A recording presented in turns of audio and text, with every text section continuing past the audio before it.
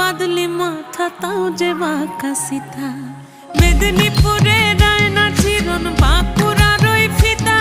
আর যতন করে বাঁধলি মাথা তাও যে বাঁকা সিথা পেছ পাড়ি